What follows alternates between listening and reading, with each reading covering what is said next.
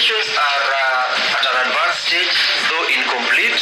The investigating officer is granted 10 working days to conduct and conclude investigation.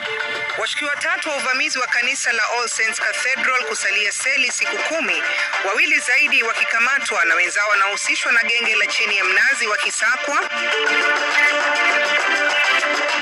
No apology can erase the bloodshed, trauma and pain inflicted upon families whose only crime was exercising their constitutional right to peaceful protest. Waathiriwa na manusura wa maandamano wakataa samahani ya Rais Ruto, wakitaka orodha ya watakaofidiwa kuwekwa wazi na waliodhulumu kuwajibishwa.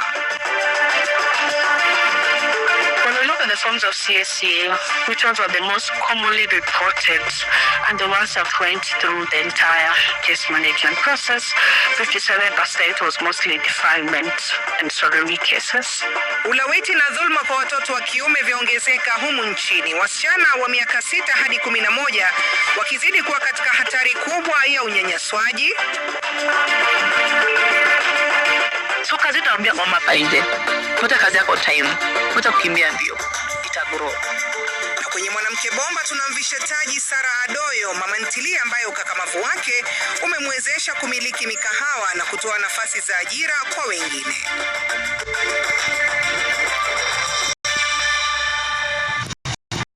Naam, karibu basi tukufahamishe